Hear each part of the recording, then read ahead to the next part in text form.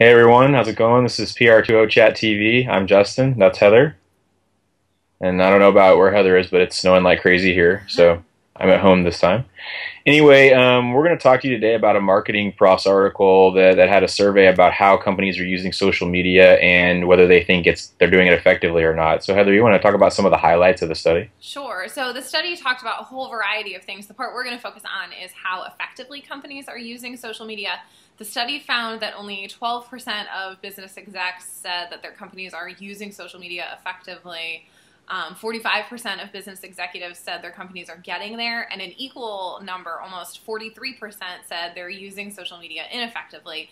It's a study from Harvard Business Review Analytic Services if you want to see the full data, but that's the part about effective or really not being very effective.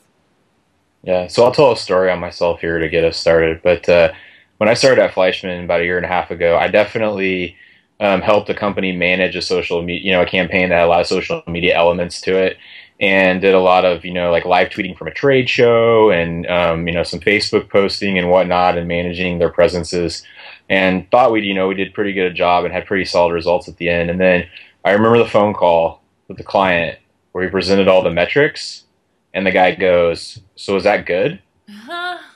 And I go, "That's a really good question, and we didn't set any benchmarks beforehand." So that's a story I'll tell myself as far as I just think that a lot of times too many companies are just doing social media and not planning. Yeah. And even agencies are doing it. It's something that I work because I made that one mistake, but I think it's something to think about. I don't know, what's your experience? I think there's a lot of companies that are just jumping in and not thinking through what is it that we're trying to do and how are we going to do it. Which is okay. At some point you do just need to jump in, but sooner or later you need to take a step back and think through what are you trying to accomplish and how are you going to get there. So what's sort of that roadmap? When I work with my clients, we'll do a 6-month roadmap and map out what we're doing, and then we can kind of look back and say, okay, are we accomplishing the things we want to accomplish? Are we implementing the things we want to be implementing? What's working? What's not working? And so then we can kind of review and reboot if needed. We've talked about this before. I think the metrics thing is interesting.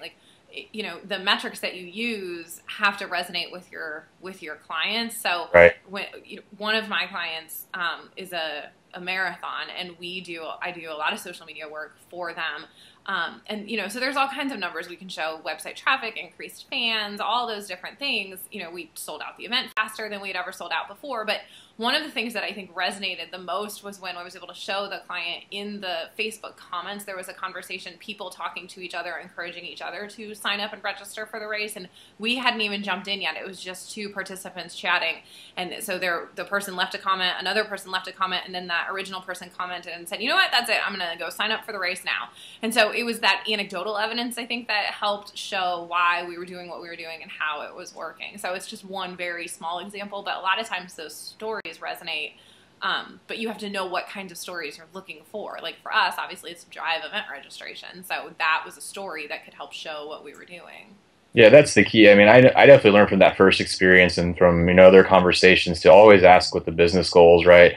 And communications objectives are up front. It sounds cliche, but it's so easy to forget to do it and just jump in and get tactical.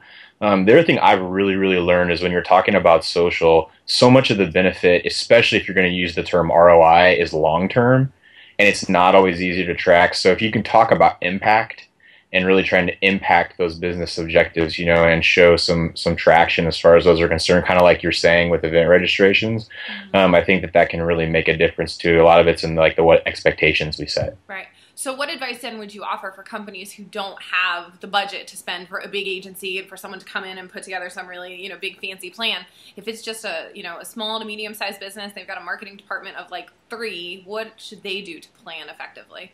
Yeah, I mean, kind of like you said, I think you had some really good thoughts there as far as do some strategic planning, plan out your goals, your objectives, and then does social media make sense as a strategy to meet those?